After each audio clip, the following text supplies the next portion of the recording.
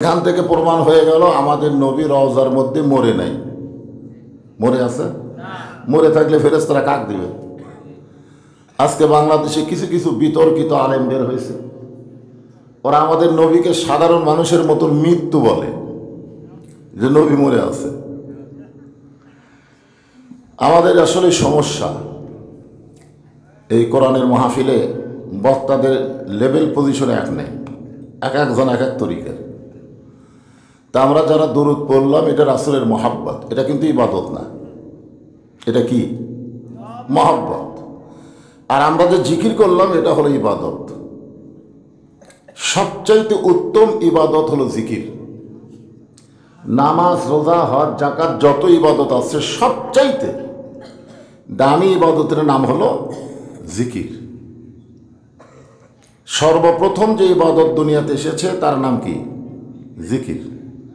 এ কোরআন শরীফ হাতে নিয়ে দেখেন, কোনো জায়গায় আল্লাহ বলে নাই যে আমার নামাজ পড়ে আমিও তার নামাজ পড়ি, যে আমার রোজা করে আমিও তার রোজা করি, যে আমার হজ করে আমি আল্লাহও তার হজ করি, যে আমার জাকাত দেয় আমি আল্লাহও তার জাকাত দেই। এ কথা কোনো জাকাত আল্লাহ বলেনি। কিন্তু আল্লাহ বলেছেন, যে আমার জিকির করে আমি আল্লাহ তার জিকির করি। জোরে খান সুবহানাল্লাহ। ফাযকুরুনি আযকুরকুম। আল্লাহ রাসূলের 17 জন সাহাবী শুধুমাত্র এই কলেমার জিকির করার অপরাধে কাফেরেরা তাদেরকে হত্যা করছে। তারা এক ওয়াক্ত নামাজও পড়েনি, একটা রোজাও করেনি, খালি জিকির করার অপরাধে তাদেরকে কি করছে? হত্যা করছে। আল্লাহ রাসূল বলেছেন, ওই সকল সাহাবী যারা কলমা পড়েই শুধু দুনিয়া থেকে বিদায় নিল, কোনো ইবাদত করা তাদের ভাগ্যে হলো না, আল্লাহ তাদেরকে জান্নাতুল ফেরদাউসের উচ্চ মাকাম দান করবে। জোরে খান সুবহানাল্লাহ। এখন আপনারা বলেন জিকিরের গুরুত্ব কম না বেশি? কিন্তু আমাদের বাংলাদেশে জিকিরের নামে কিছু ঠাট্টা মশকরা চলতেছে, যার কারণে অনেকে এই জাকের বাটিকে পছন্দ করে না। জাকের বাটি, আমাদের বাংলাদেশে একটা জাকের বাটি আছে না নাই? দেখছেন আপনারা তাদেরকে? ওরা মনে করে আমরাই জিকির করি। আমার দয়াল বাবার দরবারেতে কেউ ফিরে না খালি হাতে। এরা নাম দিছে জাকের পার্টি। আসলে জাকের পার্টি হলেন আপনারা, আফজালুল জিকির লা ইলাহা ইল্লাল্লাহ। এই জিকির করার পরে যখন মোহাম্মদ নাম উচ্চারণ করলাম, মোহাম্মদুর, সঙ্গে সঙ্গে আমাদের উপর ওয়াজিব হয়ে গেল সাল্লাল্লাহু আলাইহি সাল্লাম বলা। কারণ আল্লাহ বলেছেন, আমি আমার ফেরেশতা নিয়ে নবীর প্রতি দরুদ পড়ি। সল্লু, তোমরাও দরুদ পড়ো। অর্ডার করেছে আল্লাহ। সল্লু এটা আমরের সিগা। আল্লাহ অর্ডার করেছে তোমরাও দরুদ পড়ো। তো নবীর নাম উচ্চারণ করার পরে দরুদ যদি না পড়েন হবে? এই জন্য যখনই নবীর নাম উচ্চারণ করব, যখনই কেউ যদি উচ্চারণ আমার সামনে করে, আমি শোনা মাত্রই বলবো সাল্লাল্লাহু আলাইহি ওয়াসাল্লাম।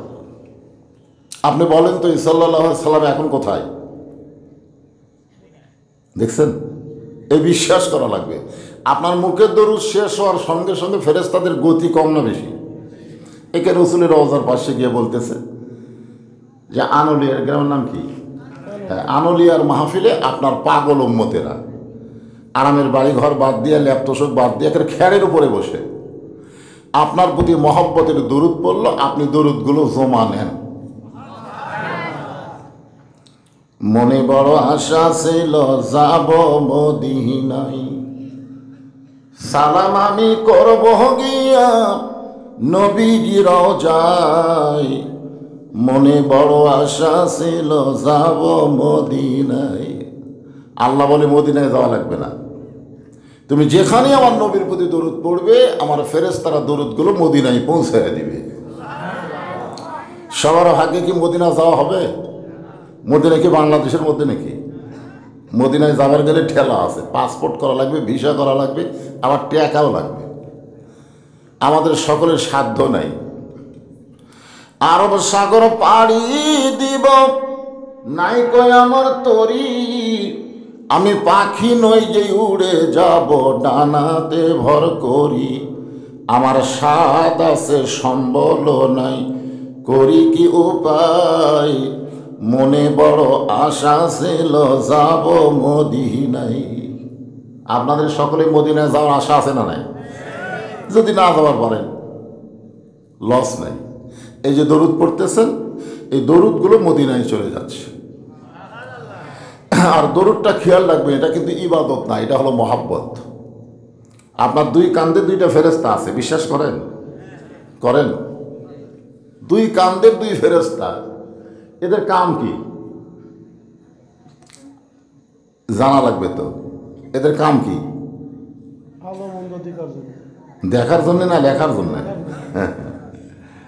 একটা হলো দেখা, দেখার মালিককে, আর আল্লাহ ফেরেশতাদের লেখার অধিকার দিয়েছেন।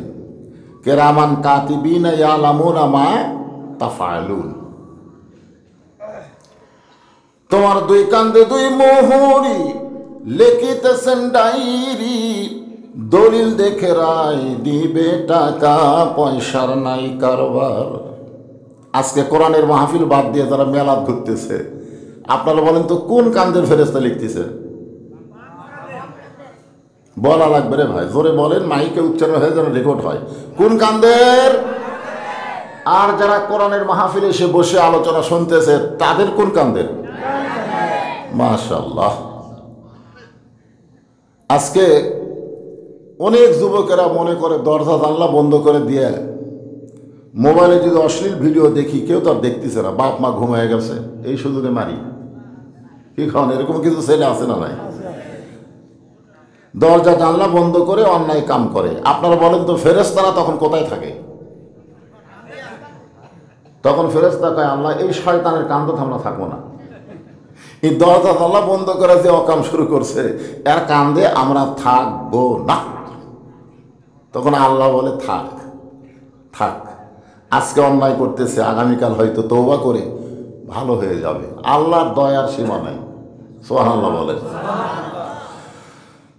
এই জন্য আজকে আমাদের বাংলাদেশে এই ফেরেশতা যে লিখতেছে, এই বিশ্বাস যদি কেউ করতো, তাহলে একলাই 50টা ভোট দিবার পারতো না। ধরে এখন কথা ঠিক কিনা?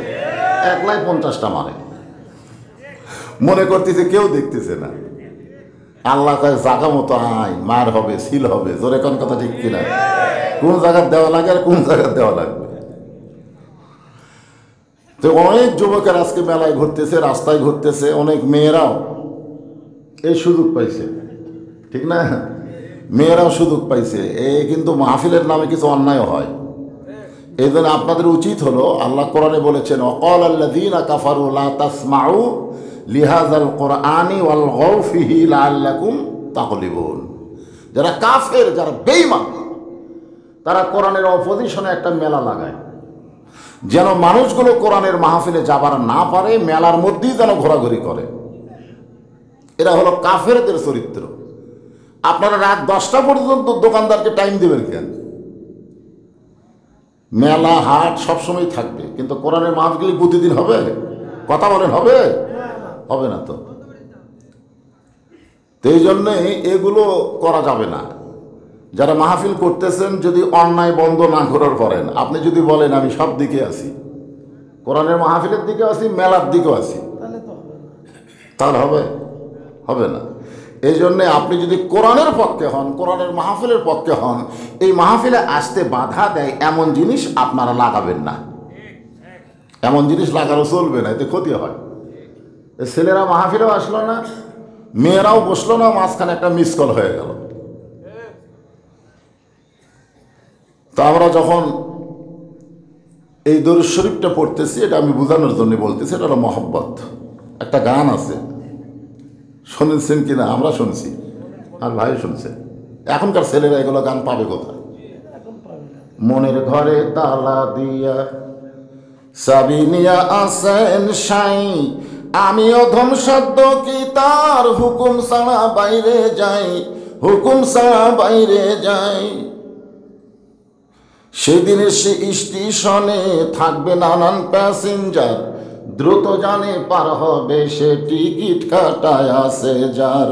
পারাপারে থাকলে তারা সঙ্গে নিও গাড়ি ভাড়া, জবাবদিহি করতে হবে ধরলে টিকিট কালেক্টর।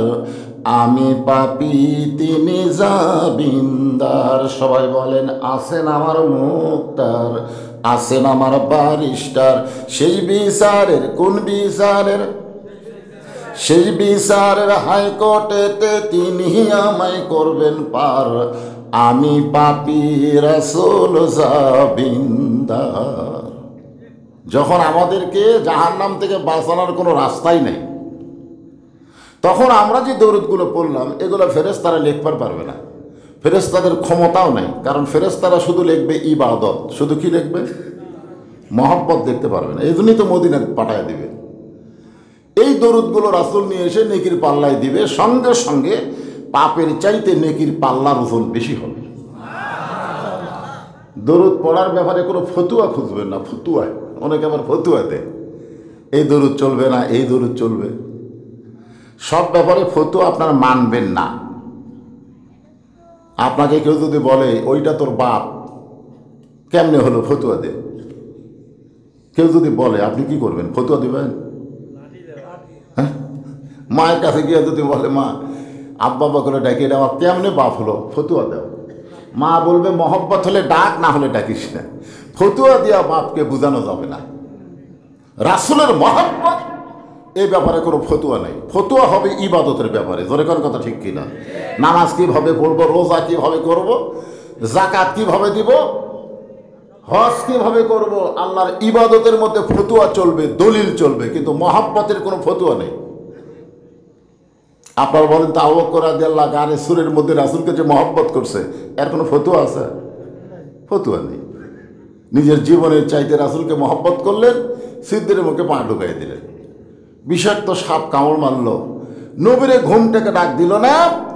রাসূল বললেন আমার সমস্ত উম্মতের ইবাদতের নেকি যদি এক পাল্লায় দেওয়া হয়, আর আবু বকরের এক রাতের মহব্বত, যেখানে কোনো ইবাদত ছিল না, নামাজ ছিল না, জিকির ছিল না, কোনো কিছুই ছিল না, শুধু আমাকে মহব্বত করার কারণে এই মহব্বতের নেকির ওজন বেশি হবে।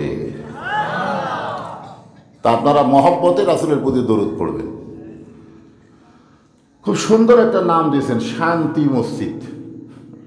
আমি আমার 38 বছর ওয়াজের বয়সে মসজিদের নাম শান্তি হয় আজকে প্রথম দেখলাম।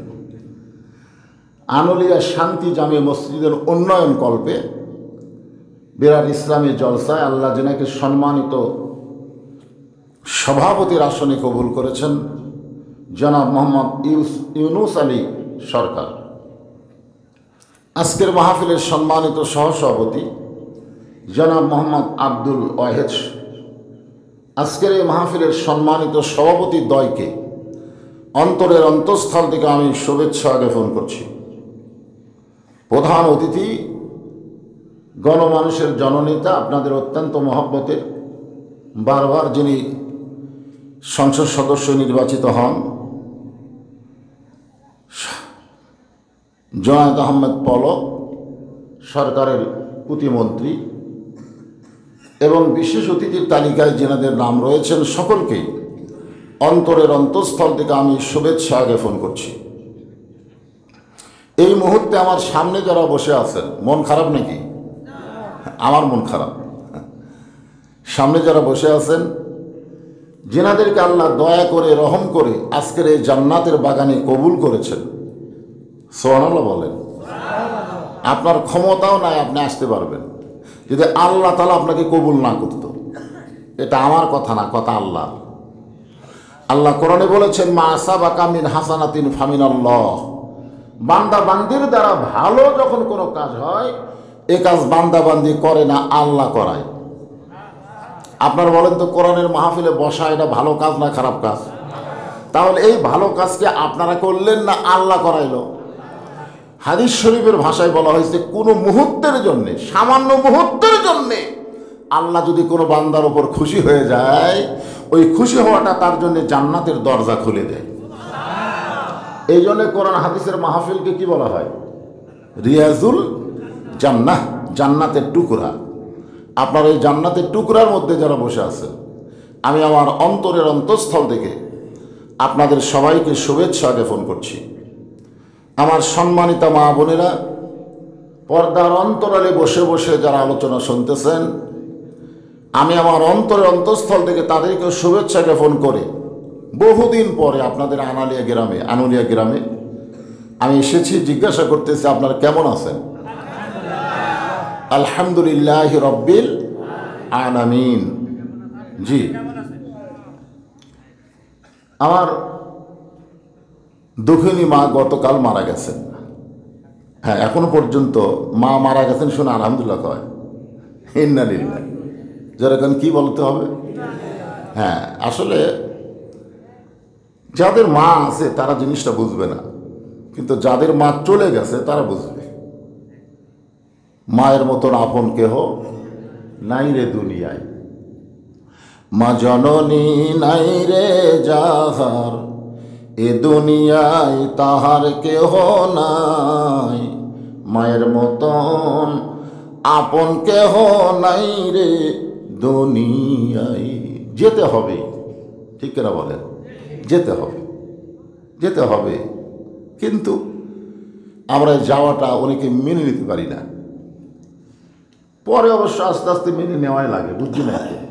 প্রথম যখন মরলো, মা মরার সঙ্গে সঙ্গে আমরা 4 ভাই যা কানলাম, পরে কবরে মাটি দেওয়ার পরে আস্তে আস্তে আমাদের ভিতরে বুঝ আসলো যে বাবা চলে গেছে 18 সালে, মা চলে গেল 23 সালে, সামনে আমাদেরও যাওয়ার পালা, ঠিক কিনা বলেন? ভিতরে একটা বুঝ আসে, কিন্তু আসে না? আসে। তো এখনো মনে করেন গতকালই মারা গেছে, তাহলে এখন আমার ভিতরে কি সেই শোকটা তো আছে। কমপক্ষে কয়দিন? 3 দিন।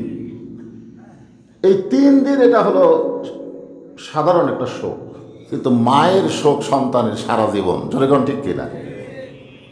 এরপরেও আলহামদুলিল্লাহ।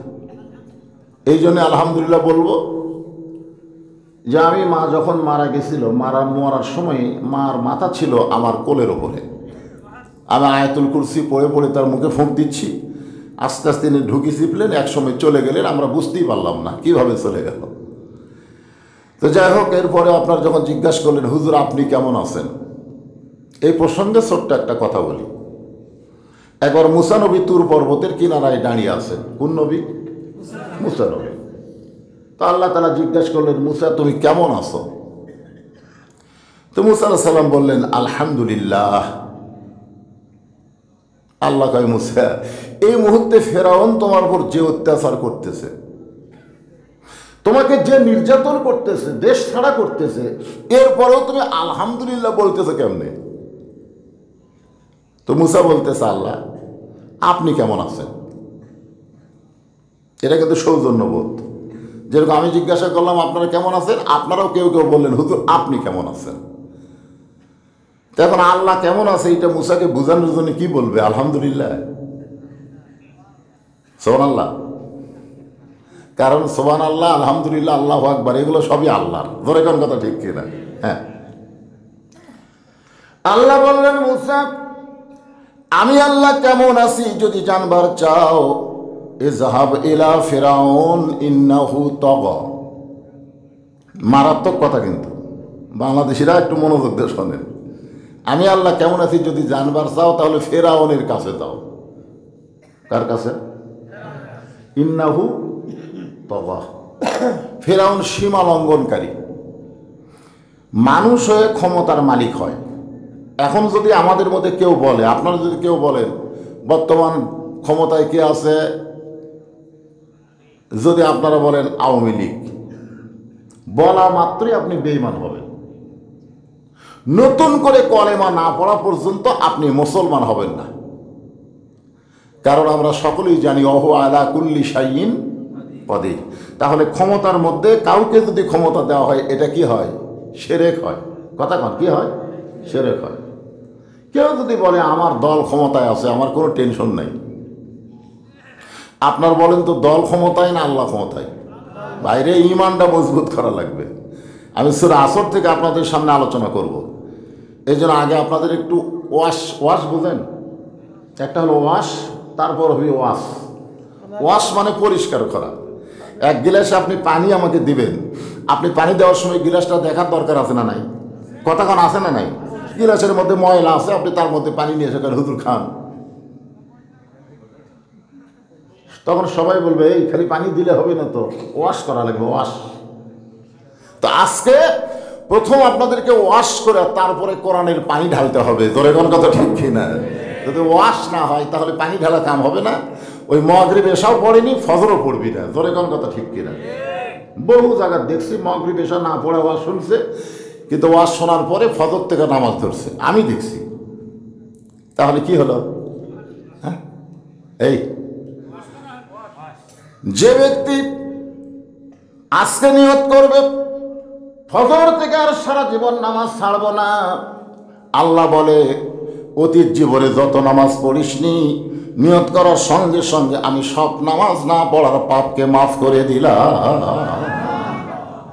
এই নিয়ত করা লাগবে। মসজিদের উন্নতি কল্পে, মসজিদের উন্নতি কি? মসজিদের উন্নতি কি টাকা কালেকশন না মুসল্লি কালেকশন? আজকে বর্তমান প্রধানমন্ত্রী 564টা মসজিদ বানিয়ে দিয়েছেন, 564 মসজিদ। অনেকেই বলে যে আমাদের প্রধানমন্ত্রী যে কাম করছে পৃথিবীর কোনো রাষ্ট্রপতি এই কাম করেনি, পৃথিবীর কোনো রাষ্ট্রপতি এই কাম করেনি। তা আমি একদিন বললাম, ভাই 564 না, 1 লক্ষ মসজিদও যদি বানিয়ে দেয় কোনো লাভ হবে না যদি মুসল্লি না থাকে। কথা কোন ঠিক কিনা? আজকে আপনাদের মসজিদের খবর আপনারাই ভালো জানেন। মসজিদের উন্নয়ন কি করবে? দোতলা করা লাগবে। হুজুর মুসল্লি আর ধরতেছে না, একতলা, তো দোতলা করবা। আলহামদুলিল্লাহ দোতলা করবো হুজুর, দোতলা করতেছি, শুরু করছি। গতকাল যেখানে মাহফিল করলাম ওরা দোতলা করতেছে। জিজ্ঞাসা করলাম ফজরের খবর কি? কয় এক কাতারে হয় না। জোহরের খবর কি? কয় হাট বাজারে যায়। আসলের খবর কি? কয় এখনো ফিরে নেই। মাগরিবের খবর কয় ফজরের মতো। এশা কি? কয় যা আসলে তাই। তো মসজিদের মধ্যে কয় কাতার? কয় 9 কাতার। এক কাতারেরই ভরে না, তাহলে দোতলা করবে। তখন বলে হুজুর ওই যে জুমার দিন সবার শেষে এসে আগে যায়, ওই শালাকের জন্য দোতলা করা লাগতেছে। ওরা কিন্তু মুসল্লি না, ওরা হলো শালা। আর আল্লাহ বলেছে ফাওয়াইলুল মুসল্লিন। তো আপনারাই ভালো জানবেন আপনাদের মসজিদের উন্নতি কি। ফজরের খবর কি? ফজর মুয়াজ্জিন ভালো জানে, ঠিক কিনা? আল্লাহ তাআলা কোরআনে বললেন ওয়াল আসর, আসর মানে সময়। আল্লাহ সময়ের শপথ করলেন, কারণ সময় অত্যন্ত গুরুত্বপূর্ণ একটা বিষয়। আজ থেকে 40 বছর আগে আব্দুল আলিম সময় নিয়ে একটা গান গাইছে। সময় মিশে মায়াই বন্দি থাইকা করলাম কত খেলা, পশ্চিমে তাকিয়া দেখো তোমার ডুইবা গেছে বেলা। বেলা মানে কি বোঝেন না? বেলা বোঝেন না? বেলা মানে সময়, আর বেলা নাই রে, মানে সময় আর নাই। এক পলকের নাই ভরসা, এক পলকের নাই ভরসা, মিশে সকল আশা, কখন বুঝি দারুণ ঝড়ে ভাঙবে তোমার বাসা। আমি যুবকদের বলতেছি বাজান, যৌবনটা নষ্ট করো না। হাসরের ময়দানে আল্লাহ প্রত্যেকটা বান্দাকে বলবে তোর শৈশবকাল বুড়াকালের কোনো হিসাব দেওয়া লাগবে না, খালি যৌবনকালের হিসাব দেওয়া জান্নাতে চলে যাও। আজকে আমাদের বাংলাদেশের যুবকেরাই সবচাইতে অন্যায় অপকর্ম বেশি করতেছে। যখন চামড়া ঢিল হবে তখন আল্লাহর সাথে মিল দিবে। জোরে কোন কথা ঠিক কিনা? লাভ নেই। কারণ সরকারি চাকরি করতে গেলে যেমন বয়স লাগে, নামাজ পড়তে গেলে তেমন বয়স লাগবে। এই জন্য রাসূলের হাদিসে বলা হয়েছে 7 বছর থেকে নামাজের তালিম দেওয়া, 7 বছর। আর 10 বছর থেকে জোর করে তাকে নামাজ ধরাও। যদি নামাজ যাবার না চায় তাহলে ঘাড় ধরে, তোর এখন কি ধরে, এই কথা কন না কেন, ঘাড় ধরে মসজিদে নিয়ে যাওয়া লাগবে। তুমি খালি মসজিদে নিয়ে যাওয়ার পারলে আমি আল্লাহর সব দায়িত্ব। জোরে কন সুবহানাল্লাহ। আল্লাহ বলেছেন ইন্নাস সালাতা তানহানিল ফাহশাই ওয়াল মুনকার। একমাত্র নামাজে পড়ে মানুষকে যাবতীয় ফাহিশা খারাপ থেকে হেফাজত করতে। জোরে কন সুবহানাল্লাহ। প্রত্যেকটা ছেলের হাতে একটা করে মোবাইল। আল্লাহ সময়ের কসম করলেন, সময় বর্তমান বাংলাদেশে যে সময় চলতেছে কেমন? ভালো?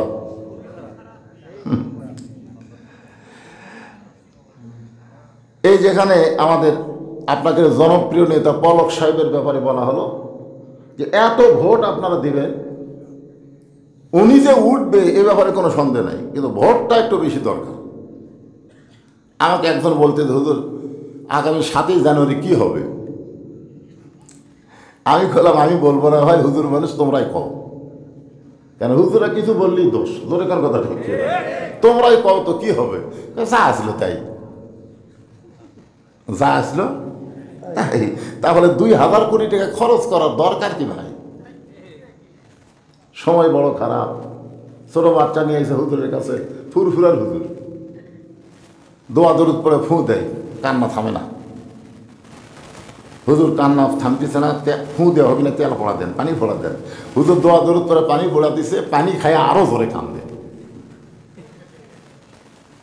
মা বলতেছে কি রে, এটা কোন সময়? দোয়া দরুদ দেয়, কান্না থামে না। একজন বলতেছে শোনেন, এই দোয়া দরুদের দরকার নেই, একটা মোবাইল কিনা চলে সামনে ধরেন, ওর কান্না থামে যাবে। একটা মোবাইল কিনে গেম চালু করে দিলে ওই আর কান্দে না। ওই মোবাইল দেখা ছাড়া ভাতই খায় না। এই যে লাতিনি বলতেন, আপনি বলেন যে সময় মাসুম বাচ্চারা মোবাইল দিয়ে কান্না থামাতে হয়, মোবাইল দিয়ে ভাত খাওয়াতে হয়, এই সময় ভালো? এই সময় ভালো? সেই সময়ের কসম আল্লাহ করছে।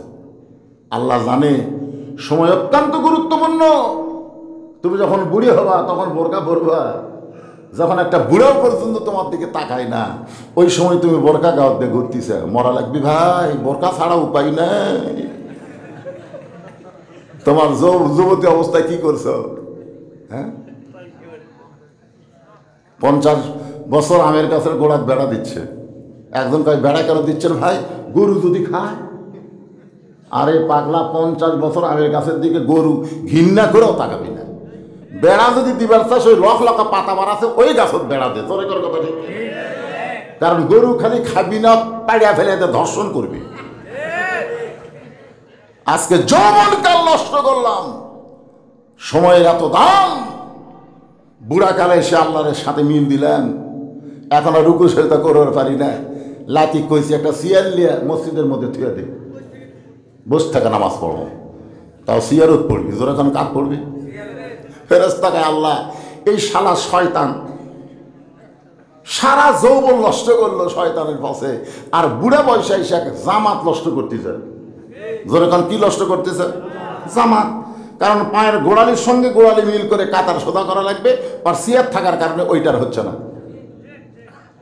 এই কথা কর না কেন? আপনারা বলেন তো, সিয়ার যারা নিয়ে নামাজ পড়ে এরা কি যৌবন থেকে নামাজ পড়ছে? আমার এলাকার একটা সিয়ারওয়ালাকে আমি যৌবন থেকে নামাজ পড়া দেখিনি। যে শ্যালো মেশিন চালু করে না, এমনি বাড়ি থুয়ে দিছে, অফ যদি 2 বছর পর চালু করবার যান, দেখবেন ওর বল বিয়ারিং সব থাম মারছে, খালি ঘুরতেছে, হো করে, কিন্তু চালু হয় না। সবাই বলতেছে ভাই চালু না থাকার কারণে আর বল বিয়ারিং শেষ রে। আজকে নামাজ যৌবনকালে না ধরার কারণে ওর হাঁটুর বিয়ারিং গেছে, মাজার বিয়ারিং গেছে, সব বিয়ারিং জাম ধরছে, ওই এখন সিয়ারলে বসে গেছে। সময়ের কসম করে আল্লাহ বললেন, ইন্নাল ইনসানা লাফি খুসর, নিশ্চয়ই মানুষগুলো ক্ষতির ভিতরে। নিশ্চয়ই মানুষগুলো কার ভিতর? এ কথাকে আমার না আল্লাহ? এখন আমার সঙ্গে সবাই বলবেন আদর করে, সবাই বলেন আদর করে, মানুষ আল্লাহ বানায়া কেমনি দিবেন ক্ষতির মধ্যে ফেলিয়া। আল্লাহ ইবলিসকে বললো, কেন ইবলিস, সব ফেরেশতা আদমক সেজদা করলো, আর তুই করলি না কেন? ইবলিসকে আল্লাহ 6 লক্ষ বছর আপনাকে সেজদা দিছি, যে মাথা দিয়া, যে কপাল দিয়া, সেই কপাল আদমের পায়ে লাগাবো না। আল্লাহকে বের হয়ে যা, আমার রহমতের এরিয়ার মধ্যে, হেদায়েতের মধ্যে তোর জায়গা নেই। শয়তান কয় আল্লাহ 6 লক্ষ বছর আপনাকে সেজদা করলাম, আর আদমকে একটা সেজদা করলাম না, তার কারণে আপনি আমাকে বাইর করে দিচ্ছেন। আল্লাহ কয়, শয়তান তুই জানিস না আমি আল্লাহ আদমকে এত ভালোবাসি, আমার চাইতেও বেশি। একটা সেজদা না করার কারণে তোর 6 লক্ষ বছরের সেজদা বাতিল করেছি। যে মানুষকে আল্লাহ এত ভালোবাসে, ইবলিস আজাদিল সেজদা না দেয়া